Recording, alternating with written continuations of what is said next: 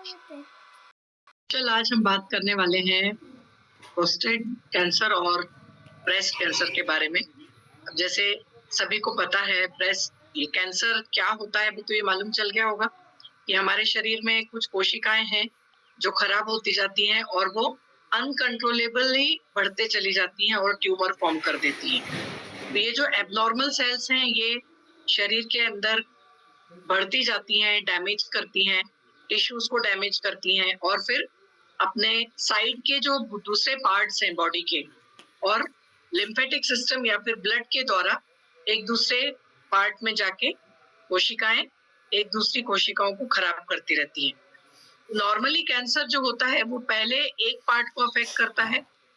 अलग अलग टाइप्स के कैंसर होते हैं जैसे लंग कैंसर, ब्रेस्ट कैंसर, हर पार्ट में कैंसर होने की संभावना है।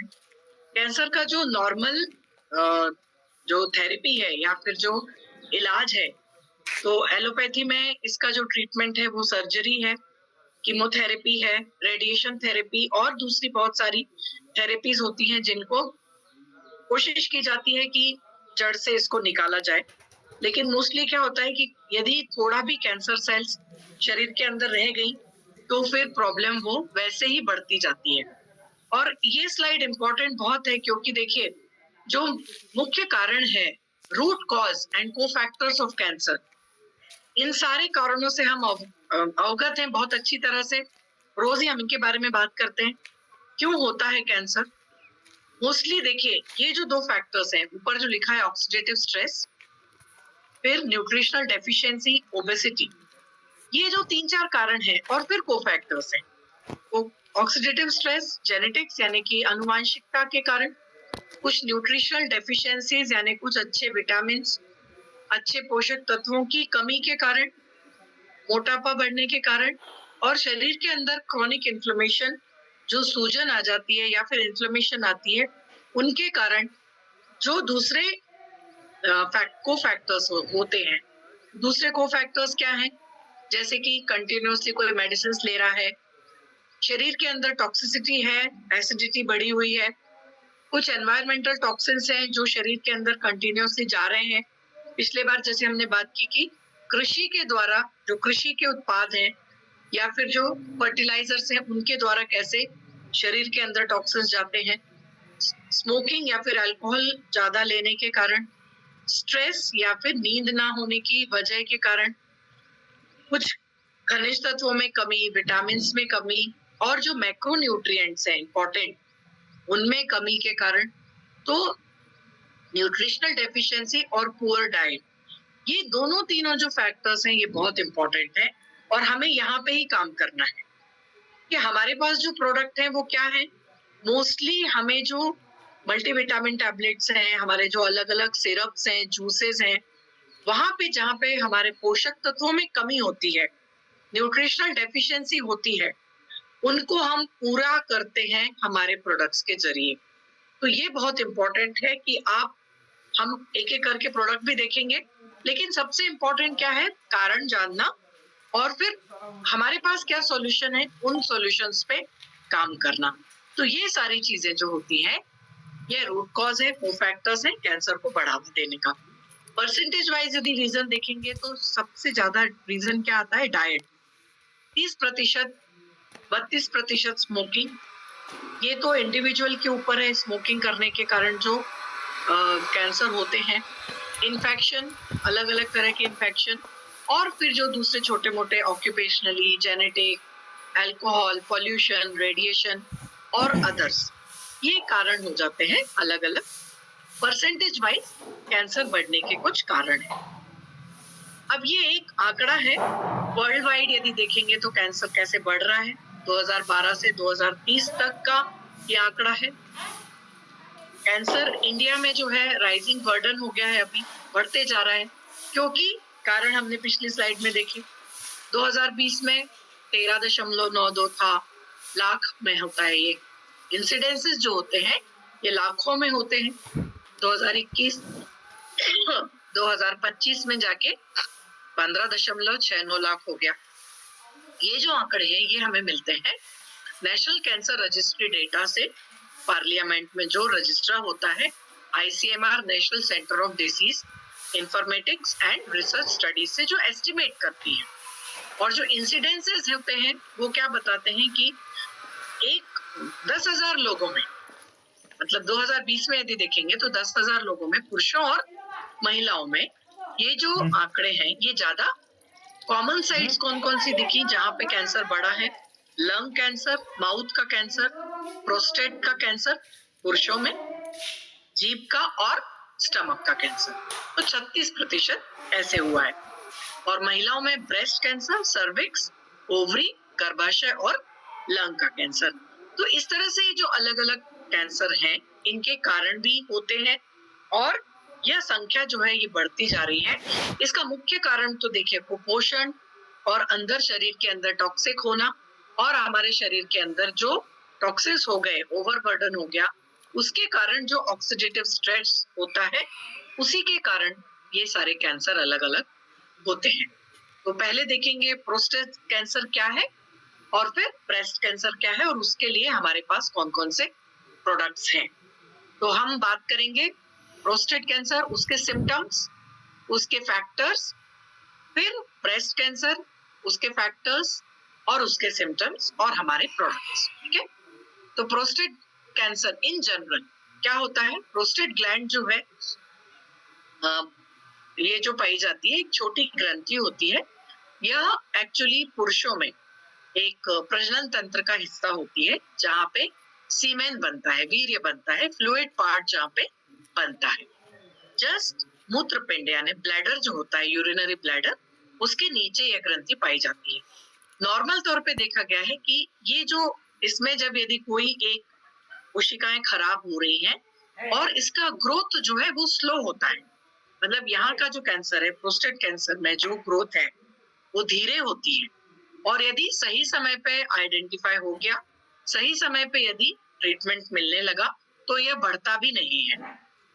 लेकिन और यदि बढ़ गया, कई जगहों पे क्या होता है जल्दी बढ़ जाता है, तो अर्ली डायग्नोसिस जो है यदि हो गया तो चांसेस बहुत अच्छे होते हैं लॉन्ग टर्म सर्वाइवल के। प्रोस्टेट कैंसर है one of the most common types of cancer. Mostly इसका जो कारण है वो क्लियर नहीं है। देखिए, कैंसर होने का कुछ कारण होता है, लेकिन जो स्टडीज हैं, जो रिसर्च है वो क्या बोलती है, प्रोस्टेट कैंसर का कोई कारण अभी तक कि इसके कारण प्रोस्टेट कैंसर हो रहा है। मोस्टली जो कारण है ओल्डर एज, ओबेसिटी और फैमिली हिस्ट्री, ये 2-3 कारण जो हैं ओल्डर एज यानी कि साधारण 50 साल की हम उम्र मान लेते हैं, 60 साल की उम्र मान लेते हैं, और मोटापा, और यदि कि किसी फैमिली में हिस्ट्री है प्रोस्टेट कैंसर की तो उनको अगली पीढ़ी में कैंसर हो सकता है। फिर प्रोस्टेट कैंसर जो है मोस्टली क्या होता है कि अगली पीढ़ी में जो डीएनए चेंजेस आते हैं, तो ये डीएनए चेंजेस भी क्यों आते हैं? बहुत सारे टॉक्सिन्स, बहुत सारे म्यूटेशंस, केमिकल्स, रेडिएशंस ज्यादा होने के कारण डीएनए में परिवर्तन आते हैं और फिर यह कैंसर होने की संभावना होती है। अब सिम्टम्स क्या क्या दिखते हैं? मोस्टली अर्ली स्टेज में कोई सिम्टम नहीं दिखता। ओके, तो कैंसर जो होता है अर्ली स्टेज का सिम्टम इसमें नहीं दिखता है, लेकिन यदि वो बहुत ही ज्यादा थोड़ा भी बढ़ गया यदि, तो इसके थोड़े सिम्टम्स देखने को मिलते हैं, जैसे कि यूरिन में ब्लड आना, और मोस्टली यूरिन जो है वो पिंक कलर की दिखती है, पिंक, रेड या फिर कोला कलर की यूरिन दिखने लगती है। सीमेन में ब्लड आना और बार बार यूरिनेशन को की आवश्यकता लगती है, बार बार लगता है कि यूरिन जाना है, और यूरिन बाहर निकालने में तकलीफ होती है, गेटिंग स्टार्टेड ट्रबल होने लगता है। जब आप यूरिनेट करते हैं तब आपको तकलीफ होने लगती है, और रात में, मोस्टली रात में बार बार यूरिनेट करने की अर्ज आती है, बार बार जाना पड़ता है। तो ये कुछ 4-5 हमें सिम्टम्स देखने को आते हैं कि यदि ये सिम्टम्स दिखते हैं, जैसे बार बार यूरिन जाने की अर्ज आ रही है, आवश्यकता पड़ रही है, और ट्रबल हो रहा है यूरिन करने में, बहुत ज्यादा हो रहा है, या फिर सीमेन में ब्लड आ रहा है, और फिर यदि ब्लड का कलर यूरिन का कलर पिंक, रेड या कोला कलर्ड हो गया है तो तुरंत जांच करानी चाहिए। रिस्क फैक्टर्स कौन कौन से हैं? एज 50 से ऊपर है तो हो सकता है। ब्लैक रेस यानी यहाँ पे रेसिज्म का थोड़ा बताया है कि जो ब्लैक पीपल हैं, गोरे लोग नहीं, ब्लैक पीपल यानी कि जो अफ्रीकन है या फिर हम इंडियंस भी बोल सकते हैं, प्रोस्टेट कैंसर ज्यादा आता है और एडवांस कंडीशन में। ये एक रेसिज्म का भी पार्ट हो सकता है, इसमें जल्दी बढ़ता है। यदि किसी को प्रोस्टेट कैंसर में फैमिली हिस्ट्री है, कोई ब्लड रिलेटिव है, पेरेंट हो गए या फिर भाइयों में, सिबलिंग्स में, यदि ब्लड रिलेशन में प्रोस्टेट कैंसर होने की संभावना हो सकती है। एक पीढ़ी में यदि है, मान लो आपके फादर के ब्रदर हैं, उनको यदि है तो अगली पीढ़ी में आने की संभावना हो सकती है। फिर इसमें यदि डीएनए चेंजेस हुए हैं, डीएनए चेंजेस होने के कारण ज्यादा बढ़ जाती है संभावना पेरेंट से बच्चों में जाने की। ओबेसिटी एक कारण होता है, बहुत हाई रिस्क है। ओबेसिटी यानी मोटापा, higher risk of prostate cancer. यह एक कारण हम बोल सकते हैं कि यस, उम्र ज्यादा होना और obesity, higher risk of prostate cancer. जिनका नॉर्मल वेट है, हेल्दी वेट है, उनमें यह संभावना कम है, लेकिन ओबेस व्यक्तियों में जिनकी लोअर एब्डोमेन यानी जो कमर वाला हिस्सा है, जब आप बैठते हो तो जो पेट निकला हुआ है, वहां पे संभावना ज्यादा दिखती है। फिर जो व्यक्ति स्मोकिंग करते हैं उसको भी कनेक्ट किया जा सकता है। जो व्यक्ति केमिकल्स को एक्सपोज होते हैं, स्पेशली कुछ जो टॉक्सिक एजेंट्स हैं या फिर आर्सेनिक है, इस तरह के कुछ केमिकल्स में यदि आप रहते हो तो फिर रिस्क फैक्टर बढ़ जाता है। प्रोस्टेट कैंसर यहाँ पे क्लियरली आपको इस पिक्चर में समझ में आएगा। जैसे ये पिक्चर है, किडनीज है हमारी, 2 किडनी होती है, ये मूत्र नलिकाएं हैं, ये ब्लैडर है, मूत्रपिंड जिसको बोलते हैं। और यहाँ पे आप देखोगे ये एक्चुअली उत्सर्जन का एक्सक्रीटरी सिस्टम का पार्ट नहीं है। प्रोस्टेट क्या है? एक्सक्रीटरी का पार्ट नहीं है, लेकिन कनेक्टेड है, ठीक है। और ये यूरेथ्रा है, यहाँ से यूरिन बाहर निकलती है, और ये है प्रोस्टेट ग्लैंड, ठीक है। अब जब प्रोस्टेट कैंसर है तो क्या होता है, ये प्रोस्टेट ग्लैंड का साइज बढ़ जाता है, ठीक है, एबनॉर्मल ग्रोथ होने लगती है। यहाँ पे आप देखोगे, ये प्रोस्टेट ग्लैंड का साइज बढ़ गया।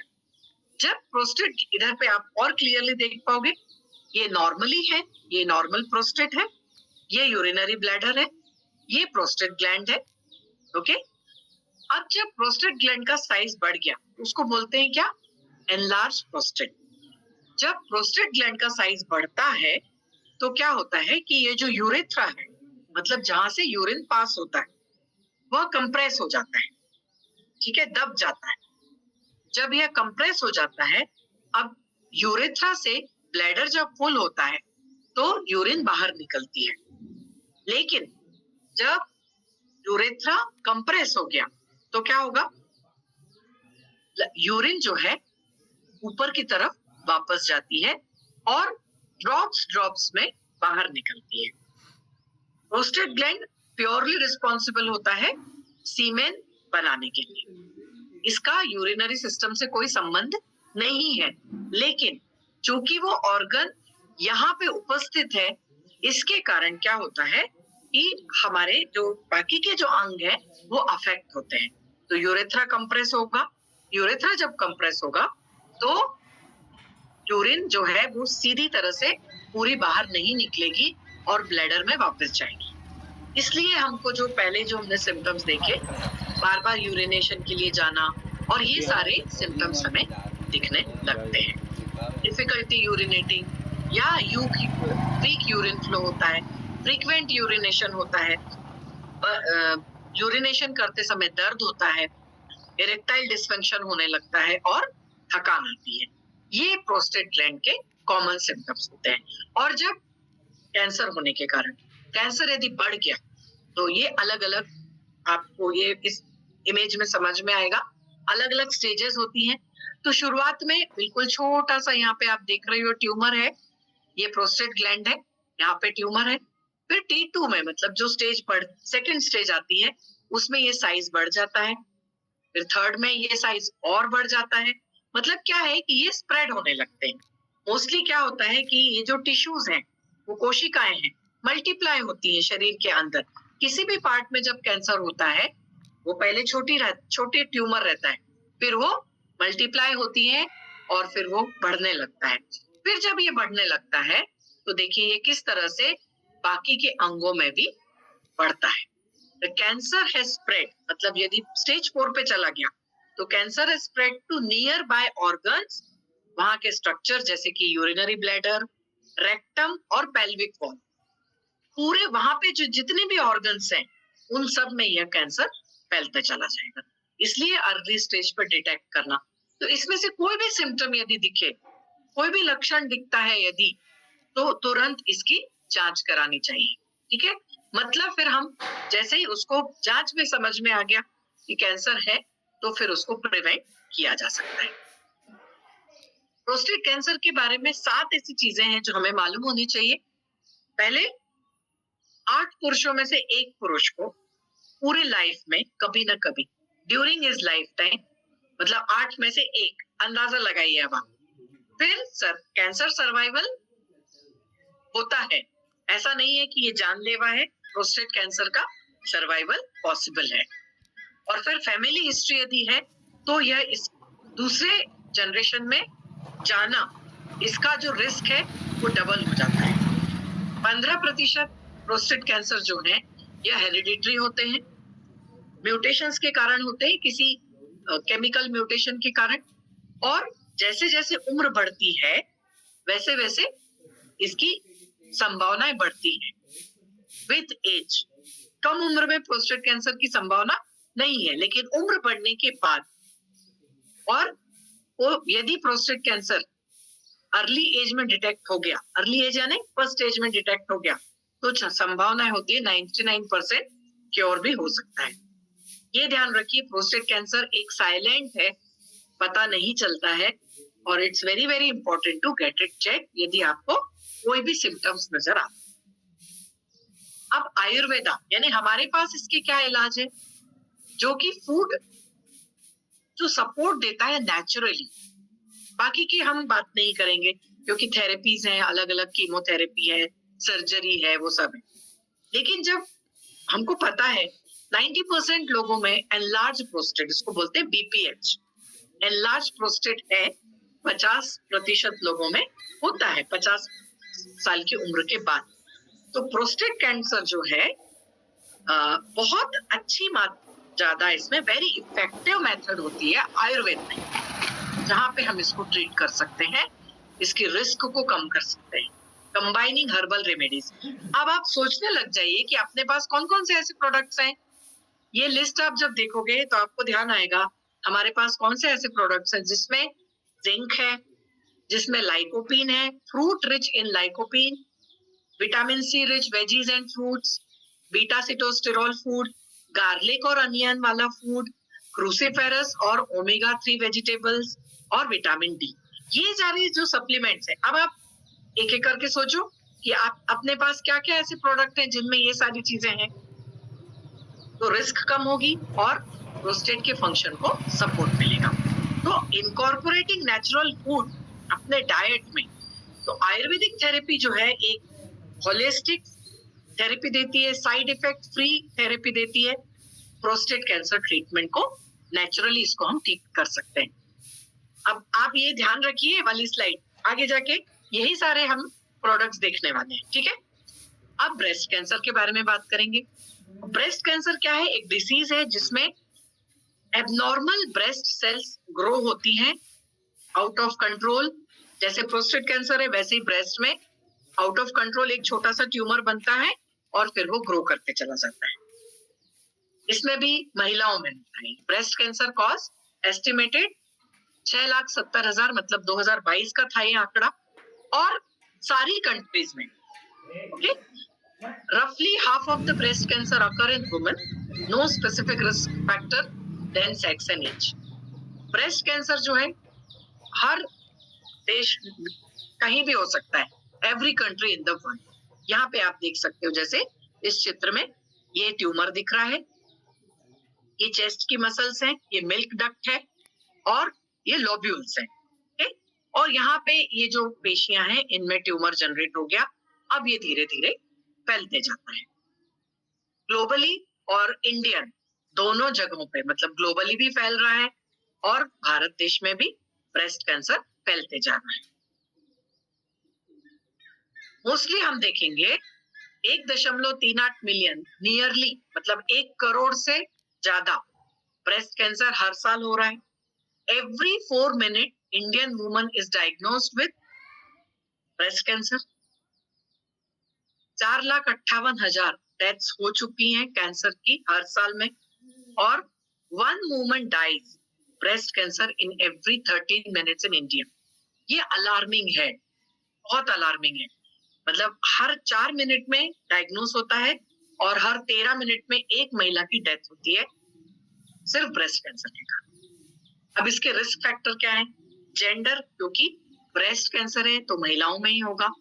हॉर्मोन्स होते हैं, ओबेसिटी, एज रिलेटेड, अल्कोहल और स्मोकिंग, जेनेटिकली भी आता है, डायबिटीज के कारण भी आता है, रेडिएशन के कारण आता है और प्रेगनेंसी के कारण हो सकता है। ये सारे रिस्क फैक्टर्स। सिम्टम्स क्या दिखते हैं, हमें क्या लक्षण दिखते हैं? यदि कुछ ऐसे सिम्टम्स दिखते हैं तो तुरंत जांच करानी चाहिए। ब्रेस्ट लंप होना या थिकनिंग होना, जहां पे दर्द नहीं हो रहा है, मतलब दर्द भी नहीं होता लेकिन ब्रेस्ट के अंदर लंप बनने लगते हैं। साइज में, शेप में, ब्रेस्ट के साइज में या शेप में यदि परिवर्तन दिखता है वो भी एक लक्षण है। या फिर रेडनेस आती है, स्किन के अंदर डिम्पलिंग आती है, पिटिंग होता है, खड्डे जैसा होने लगता है, वहां पे भी हो सकता है कैंसर है। निप्पल के अपीयरेंस में यदि कुछ प्रॉब्लम है तो भी हो सकता है। एबनॉर्मल और ब्लडी फ्लूइड निकलने लगता है निप्पल में से, कैंसर होने की संभावना है। Marble like hardened area, skin के अंदर बहुत हार्ड कुछ ऐसा एरिया यदि दिखता है तो भी पॉसिबल है। और ब्लड स्टेन या क्लियर फ्लूइड डिस्चार्ज होता है निप्पल में से। तो ये सारे लक्षण होते हैं लंप इन द ब्रेस्ट और आर्मपिट। ब्रेस्ट डिम्पलिंग, अंदर यदि सिकुड़ जाती है, स्किन का टेक्सचर बदलने लगता है, दर्द होता है या फिर निप्पल इन्वर्ट हो जाते हैं, साइज में परिवर्तन आता है या फिर रेडनेस या फिर स्वेलिंग आती है। ये सारे जो सिम्टम्स हैं अर्ली ब्रेस्ट कैंसर डिटेक्ट करने में सहायता देते हैं। तो यदि ये सिम्टम दिखते हैं तुरंत इसकी जांच करानी चाहिए। फिर अलग अलग स्टेजेस हैं। स्टेज 0 नॉर्मल है, फिर अर्ली स्टेज में तो छोटा सा ट्यूमर फॉर्म हो गया, देखिए यहाँ पे अर्ली स्टेज ब्रेस्ट कैंसर लाल रंग से जो दिख रहा है। फिर धीरे धीरे लोकली एडवांस कैंसर बोलते हैं, स्टेज 2 में ये कोशिकाएं बढ़ती चली गई और ये फिर ऊपर ऊपर तरफ जाता है।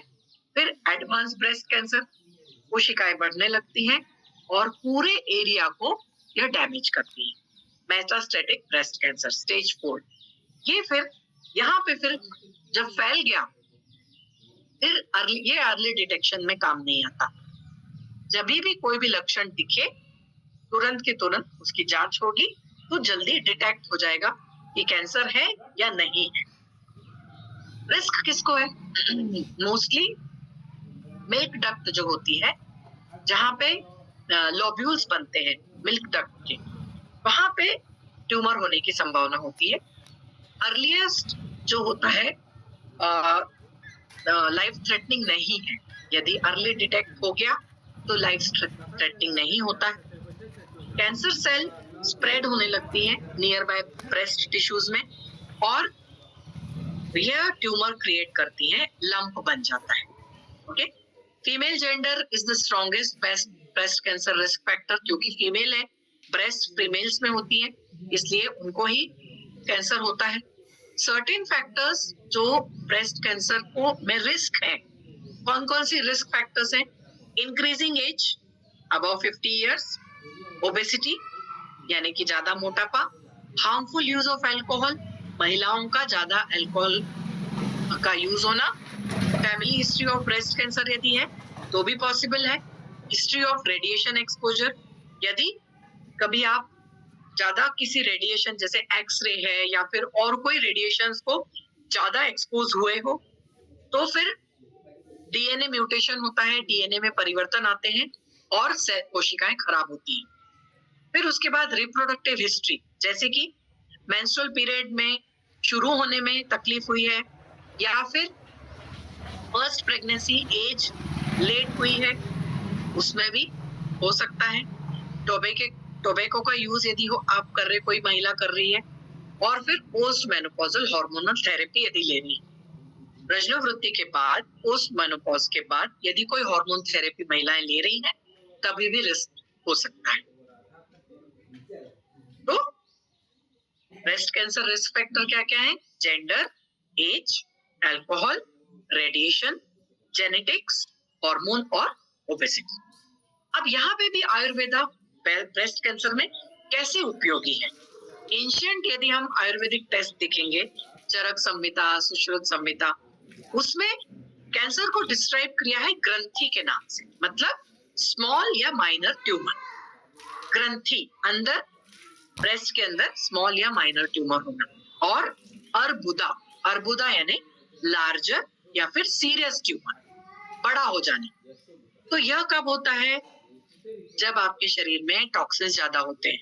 आयुर्वेदा तो यही कहता है, they happen when toxins called आमा, मतलब टॉक्सिन्स यदि बढ़ गए, आमा यदि बढ़ गया, बिल्टअप हो गया, और आपकी जो शरीर की जो नेचुरल एनर्जी है, आपके शरीर की अग्नि, नेचुरल ऊर्जा काम नहीं कर रही, तब समझिए कि कुछ अंदर टॉक्सिन्स बढ़ गए, आपकी बॉडी में पचन ठीक से नहीं हो रहा है, और ये जो प्रोसेस है इसमें प्रॉब्लम हो रहा है, फिर हमें परिवर्तन दिखने लगते हैं। तो सबसे इंपॉर्टेंट क्या है? हमारा पोषण, हमारा डाइजेशन, जिसके कारण ये टॉक्सिन्स ना बढ़े।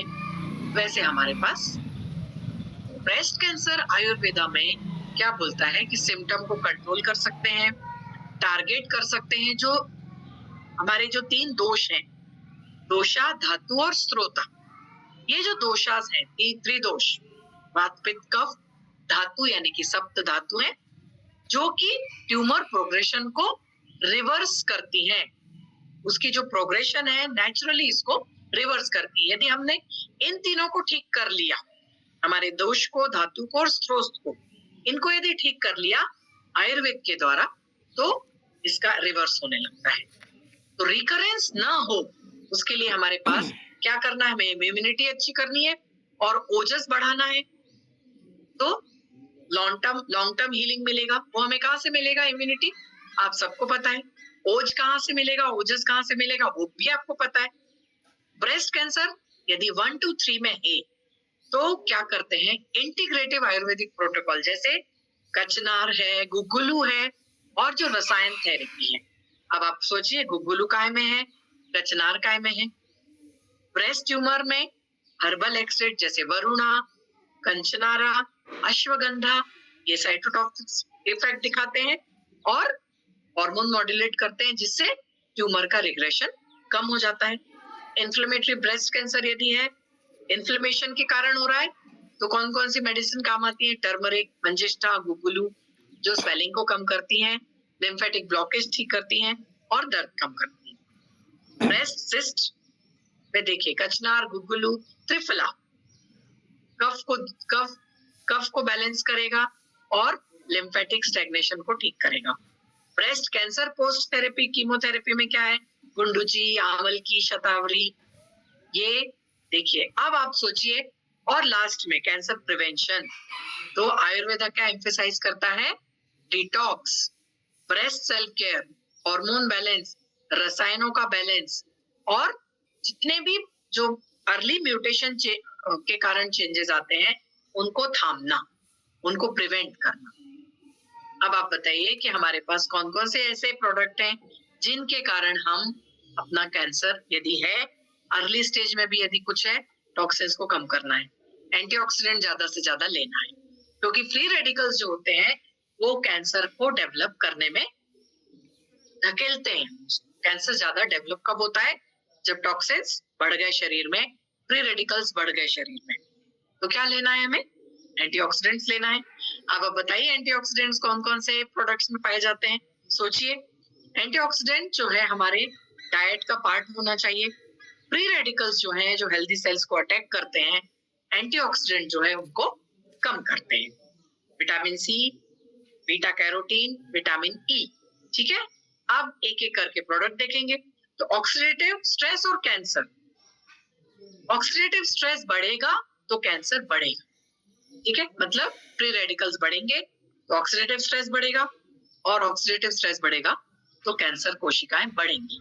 डीएनए म्यूटेशन होगा, डैमेज होगा, कैंसर की सेल्स बढ़ती जाएंगी। हमें करना क्या है? अपने डाइट में हेल्थ सप्लीमेंट्स ऐड करते जाइए, और ये जितने भी टॉक्सिन्स हैं उनको शरीर बाहर निकालिए। ऑक्सीडेटिव स्ट्रेस ही नहीं आएगा और फ्री रेडिकल्स डैमेज होते चले जाएंगे। सबसे पहला प्रोडक्ट सीसीआर कैप्सूल। जैसे सभी को पता है बढ़ते जा रहा है cancer, increasing number of cancer. मुंह का कैंसर, अभी हम चूंकि प्रोस्टेट की बात कर रहे हैं तो कुछ आयुर्वेदिक प्लांट ऐसे हैं जिनमें कुछ एंटी कैंसर प्रॉपर्टीज पाई जाती हैं। कौन कौन से हैं वो आयुर्वेदिक प्लांट्स? आंवला। आंवला हम अपने खाद्य में रोज यूज कर सकते हैं, रोज। आंवला कैंडी मिलती है, आंवला की सुपारी मिलती है, बहुत सारी ऐसी चीजें मिलती हैं जो आंवला हम अपने खाद्य में रोज यूज कर सकते हैं। आंवले का अचार, आंवले का मुरब्बा ऐड केयर करते जाइए, प्रिवेंट करेगा। अब सीसीआर कैप्सूल में आंवला है तो ऑक्सीडेशन ऑफ फ्री रेडिकल्स यह नहीं होगा और हम इससे बचेंगे। ठीक है, तो prevention of damage at level of DNA structure, मतलब डीएनए स्ट्रक्चर जो परिवर्तन होता है उसको भी प्रिवेंट करने की क्षमता होती है आंवला में। इसमें क्या है सबसे ज्यादा? आंवला में विटामिन सी। धरती पर एक ये ऐसा एकमात्र फल है गूसबेरी या आंवला जिसमें सबसे ज्यादा विटामिन सी पाया जाता है, वो हमने अपने सीसीआर कैप्सूल में लिया है। ग्रीन टी एक्सट्रैक्ट है, इसमें 50 से 90% इसमें पॉलीफिनॉल्स हैं, कैटकिन है, जो कि फ्री रेडिकल्स को कम करते हैं। जैसे फ्री रेडिकल्स कम होंगे हमारे कैंसर सेल्स कम होते चले जाएंगे। आंवला पाउडर एक्सट्रैक्ट, पॉलीफिनॉल्स है, हाइड्रोलाइजोल टेनिन्स है, विटामिन सी है। तो ये जो टेनिन्स क्या करते हैं? ये सोक कर लेते हैं फ्री रेडिकल्स को और कैंसर प्रिवेंट करने में हेल्प करते हैं। ठीक है, अश्वगंधा क्या करता है? प्रिवेंट करता है कैंसर को। इसमें जो पाए जाते हैं इंग्रेडिएंट, विदाफेरिन ए, विदानोलाइट्स, ये जो कैंसर की सेल साइकिल है, बढ़ने की जो संभावना है उसको रोक देते हैं। अश्वगंधा में साइटोटॉक्सिसिटी, इम्यूनोमॉड्यूलेटरी और न्यूरोप्रोटेक्टिव एक्टिविटीज होती हैं जिनके कारण यह कैंसर में प्रिवेंट करने में उपयोग में आता है। फिर होता है विंका रोजिया यानी कि सदाफुली, या फिर सदाफुली या मराठी में सदाफुली बोलते हैं, बारामासी, हिंदी में बोलते हैं बारामासी। बारामासी में कुछ ऐसे अच्छे इंग्रेडिएंट्स हैं जो कि बहुत सारे टाइप के कैंसर में उपयोग में आते हैं। ये 7-8 जो आप यहाँ पे देख रहे होंगे, क्रिस्टीन, ये नाम याद मत रखिए, सिर्फ याद रखिए कि कैंसर को प्रोटेक्ट करने में यह जो बारामासी का फूल है बहुत उपयोग में। यह एक मिरेकल है हमारे पृथ्वी पे। जो इतना सा फूल हम देखते हैं उसमें बहुत अच्छी मात्रा में एंटी कैंसर प्रॉपर्टीज हैं, नेचुरल प्रोडक्ट है ये, और इसको सिर्फ फूलों से इकट्ठा किया जाता है। तो ये हमारा सीसीआर में मिला हुआ है। तो सीसीआर जो है ये बहुत अच्छा एक प्रोडक्ट है कैंसर को प्रिवेंट करने के लिए। फिर ऑरिक 99। ऑरिक 99 में क्या है? स्ट्रॉन्ग एंटीऑक्सीडेंट है, प्योर टर्मरिक। तो पिछले स्लाइड में जो हमने टर्मरिक देखा, जहां पे इन्फ्लेमेशन है, जहां पे इन्फ्लेमेशन है उसको हम टर्मरिक से कम कर सकते हैं। तो नेचुरल एनर्जेटिक, एंटी इन्फ्लेमेटरी, यह कंटिन्यूअसली लेने के बाद हम अपने सिस्टम में स्ट्रॉन्ग एंटीऑक्सीडेंट सप्लाई कर रहे हैं, करक्यूमिन सप्लाई कर रहे हैं, जिसके कारण जो कैंसर की कोशिकाएं हैं वो डेवलप नहीं होगी। थर्ड है ओमेगा रिच। हमारे डाइट में ओमेगा रिच होना ही चाहिए। Vegetables, omega rich product. तो अब ओमेगा रिच प्रोडक्ट न लेने से बेटर है आप क्या लीजिए, ओमेगा रिच कैप्सूल ले लीजिए। फिर है green rich capsule which gives you 100% antioxidant support. बहुत ही शानदार प्रोडक्ट है क्योंकि ओबेसिटी एक ऐसा फैक्टर है जिसके कारण दोनों ही प्रोस्टेट ग्लैंड और ब्रेस्ट कैंसर दोनों ही कैंसर हो रहे हैं। पुरुषों में प्रोस्टेट कैंसर और महिलाओं में ब्रेस्ट कैंसर। बहुत इंपॉर्टेंट रीजन है ओबेसिटी। उसको कम करने के लिए रोज ग्रीन रिच कैप्सूल लीजिए। वेट मैनेजमेंट को सही करेगा, मेटाबॉलिज्म अच्छा करेगा। एक हर्बल सप्लीमेंट है जो कि आपके शरीर की हेल्थ को इम्प्रूव करेगा और पूरी जो शरीर की सिस्टम्स हैं उनको अच्छा करेगा और ऑक्सीडेटिव स्ट्रेस को कम करेगा। सबसे इंपॉर्टेंट, शरीर में से टॉक्सिन्स बाहर निकालने हैं। डिटॉक्सिफाई कैप्सूल की 33 इसमें नेचुरल हर्ब्स हैं, 100% नेचुरल है। बॉडी टॉक्सिन क्लिंजर ही इसको बोलते हैं। 700 अलग अलग तरह के डिफरेंट टॉक्सिन्स हैं। कौन सा टॉक्सिन किस तरह का कैंसर प्रोड्यूस करेगा हमें नहीं पता। कहाँ पे डीएनए को म्यूटेट करेगा, डीएनए में चेंजेस आएंगे। तो इससे बेटर क्या है, डिटॉक्सिफाई कैप्सूल लेते रहिए और हमारे शरीर के अंदर के जो टॉक्सिन्स है उनको बाहर निकालते चलिए। एक्सटर्नल टॉक्सिन्स और इंटरनल टॉक्सिन्स। एक तो जो है शरीर के अंदर प्रक्रियाएं जो चल रही हैं उनके कारण जो टॉक्सिन बनते हैं, और दूसरा जो एक्सटर्नल हम ले लेते हैं। ठीक है, तो दोनों तरह के टॉक्सिन्स को बाहर निकालने के लिए क्या करना है, detoxify capsule Ayurvedic body cleanser. अब इसमें आप यदि नाम देखोगे तो पहले वाली स्लाइड में जो हमने नाम देखे थे वो सारे नाम इसमें आते हैं। गुंडुची, ज्येष्ठी मधु, अनंत मूल, निर्गुंडी, भुईआवलकी, भृंगराज, विडांगा, पुनर्नवा, तुलसी, सब्जा, लोद्रा, अश्वगंधा, शंखपुष्पी, ये सारे नाम, मंजिष्ठा, ये सारे नाम हमने पहले देखे थे जहाँ पे अलग अलग तरह की थेरेपीज आयुर्वेदिक थेरेपी में या जो मेडिसिन हैं या फिर ये जो औषधियां हैं उसका उपयोग किया गया है। वो सारी औषधियां हमारे डिटॉक्सिफाई कैप्सूल में मिली हुई है। बहुत इसका इफेक्टिव रिजल्ट हमको मिलेगा। फिर है नवचेतना कल्पम, बहुत अच्छा प्रोडक्ट है हमारे शरीर की कोशिकाओं को सही रखने के लिए। नवचेतना कल्पम ये जितनी भी हर्ब्स हैं, देखिए अर्जुना, सिनामेन, ये जो 40-50 हर्ब्स हैं, ये शरीर की जो मतलब पूरी तरह से नेचुरल हेल्थ के ऊपर काम करता है और जो कोशिकाएं खराब हो गई हैं उनको ठीक करने में उपयोग में आता है। बॉर्न अगेन, विगर, वाइटलिटी और फर्टिलिटी, कंप्लीट न्यूट्रिशनल सप्लीमेंट, तो हर तरह की। तो यदि कैंसर को भी प्रिवेंट करना है तो नवचेतन कल्पम लेते रहिए। ये हमें अपने रोजमर्रा की जिंदगी में शामिल करना है। बीमार होने के बाद दवाइयां नहीं खानी है, थेरेपी नहीं लेनी है। ये हेल्थ सप्लीमेंट्स है। चूंकि हम पोषण में सारी ये चीजें नहीं ले सकते, जो हम आहार खाते हैं रोज सुबह शाम रात जो खाना खाते हैं उनमें ये सब चीजें हम नहीं शामिल कर सकते। तो हमें क्या करना है, हेल्थ सप्लीमेंट अपने लाइफ में शामिल करना है जिनके कारण हम बीमार ही नहीं पड़ेंगे। वुमन केयर सिरप, यहाँ पे भी देखिए ये सारी औषधियां हैं महिलाओं को स्पेशली मेंस्ट्रुएशन रेगुलेट करने के लिए, हार्मोनल डिसऑर्डर्स, प्रीमेंस्ट्रुअल सिंड्रोम या फिर अलग अलग जो रजनवृत्ति के बाद जो प्रॉब्लम्स आते हैं उसमें special Ayurvedic nutritional Ayurvedic supplement. आंवला, अशोका, दोद्र, मुष्टका, अश्वगंधा, शतावरी, बिदारीकंद, ये सारे नाम पढ़े थे हमने पहले। कचनार पहले वाली स्लाइड में थे जहाँ पे आयुर्वेदिक थेरेपी दी जाती है। तो ये थेरेपी हम अपने आप से ही ले सकते हैं, तो आगे जाके किसी भी थेरेपी की जरूरत नहीं पड़ेगी। एबीकेयर ड्रॉप्स, जिनको आदतें हैं हार्मफुल इफेक्ट्स देती हैं, जैसे टोबैको है, अल्कोहल है, जिनको आदत है सिगरेट पीने की, अल्कोहल ज्यादा पीने की, जिसके कारण प्रॉब्लम होते हैं, उन्होंने एबिका ड्रॉप्स देना चाहिए। इसमें कुटकी, कंटकारी, पुनर्नवा, भृंगराज, ये सारी चीजें मिली हुई हैं। जो विल पावर है आपकी बढ़ती है, प्रोटेक्शन हो मिलता है और टॉक्सिसिटी शरीर की कम। सीसीआर लाइफ, ग्रीन टी, आंवला, अश्वगंधा, बारामासी, श्याम तुलसी, पपाया लीव्स, नोनी, टर्मरिक, सारी चीजें इसमें अच्छी अच्छी मिली हुई है।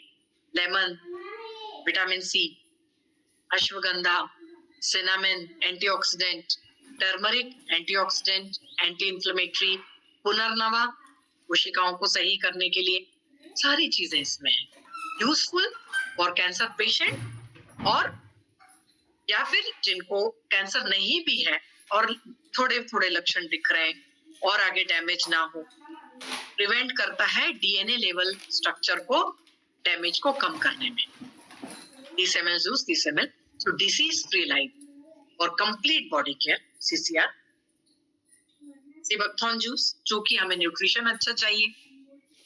सीबकथॉर्न जूस जो कि भरपूर है, रिच इन न्यूट्रिएंट्स है, vitamin C, E, B complex, beta carotene, lycopene वगैरह जो जो भी हमने हमारे पोषण में शामिल होना चाहिए वो सारे इसमें हैं। Vitamin E, beta carotene, antioxidant properties हैं विटामिन सीबकथॉर्न में। और लास्ट वाला प्रोडक्ट है मैग्नोरेज जूस। इसमें भी सब तरह के फ्रूट्स हैं जो हम डेली लाइफ में नहीं खाते हैं, लेकिन हमारी इम्यूनिटी को अच्छा रखने, डिफेंस पावर अच्छी बढ़ाने और कैंसर से दूर रखने के लिए।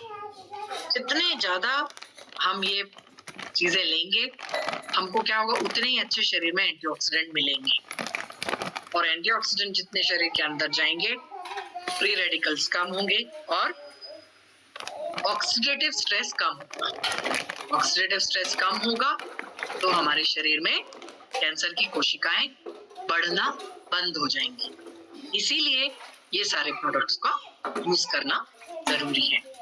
तो इसी के साथ यहाँ पे सेशन समाप्त करती हूँ। आशा है थोड़ा सा फास्ट ले लिया, लेकिन प्रोडक्ट आपको ध्यान रखने हैं